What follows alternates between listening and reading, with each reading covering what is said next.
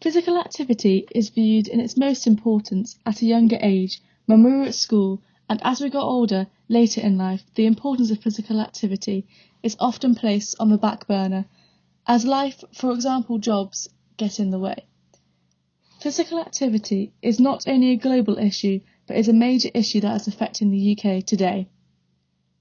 As can be seen from the statistics on the screen, according to the Statistics on Obesity, Physical Activity and Diet England 2020, inactivity and obesity is a prevalent issue within today's society, with 67% of men and 60% of women being overweight or obese. The rising obesity levels are causing a massive strain on our National Health Service. The strain on our NHS is caused by obesity is due to the many health risks that accompany obesity. These include coronary heart disease and type 2 diabetes.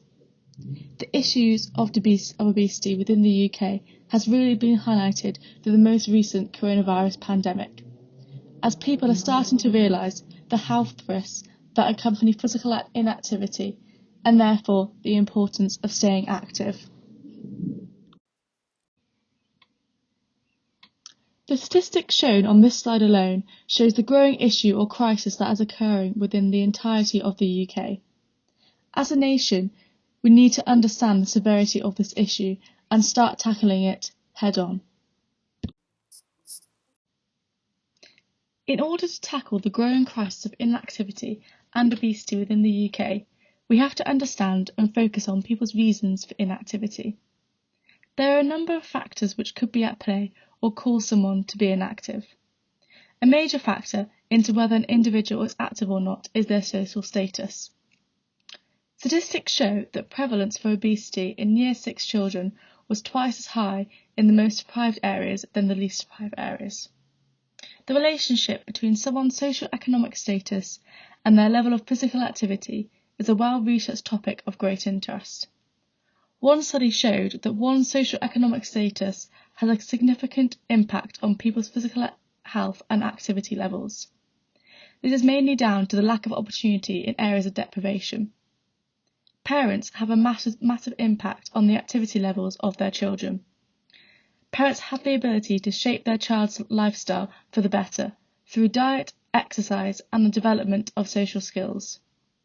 In order to tackle the growing obesity level, we need to ensure that the importance of physical activity is something developed throughout families and age groups. Another prevalent impact or cause on the rising level of obesity is the fact that we are turning into an increasing technological world. This means that instead of children playing out with their friends, they are most likely to be seen behind a laptop or phone screen. This even impacts adults in later life who are more likely to be doing office jobs which require little physical activity compared to labour-intensive jobs.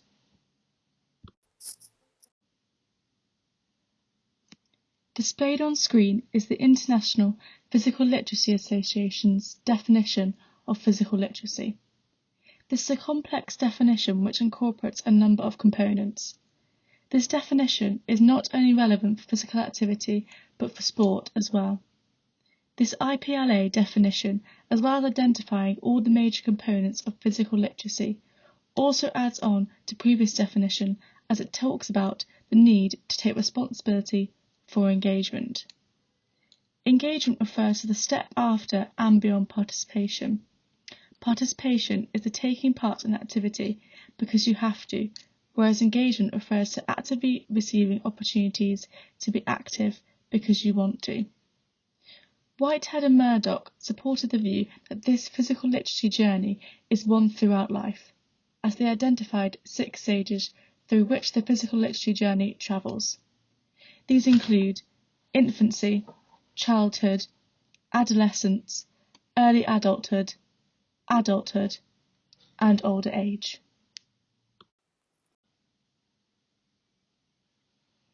Physical literacy is underpinned by philosophy.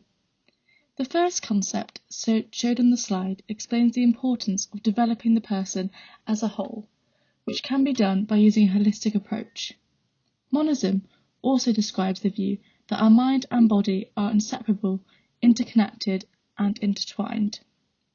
Extensionalism describes the need for high-quality, positive experiences. This is due to individuals creating themselves as they interact with the world. The third component, describes the need for a person-centred approach. Due to individuals shaping their relationship of physical activity based on their previous experiences, therefore it is important to know individuals' past experiences and use these to shape a person-centred approach.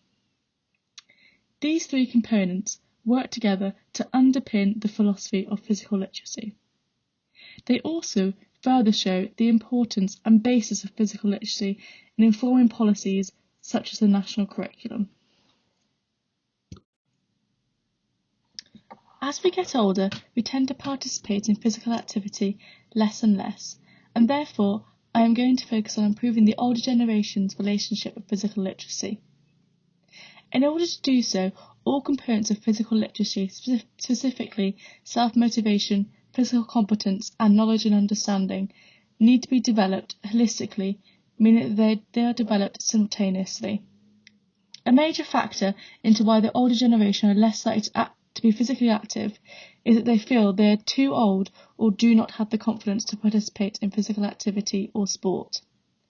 Another factor is the lack of experiences or opportunities available which are developmentally appropriate or designed for the specific age group.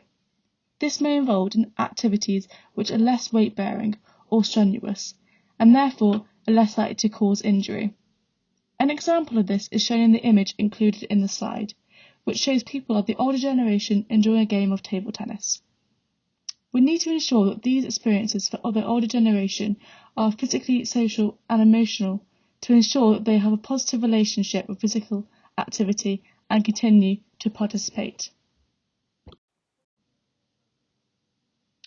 This slide shows the importance of really high quality experiences which are both social, emotional and physical. These experiences shape us and who we are. They shape our attitude, our beliefs and therefore our relationship with physical activity. Consideration needs to be taken to our experiences that we have had in the past because they shape how we will view physical activity in the future. However, going forwards, we need to ensure that the experience is enjoyable for all to make sure that our relationship with physical activity in the future is one which is positive.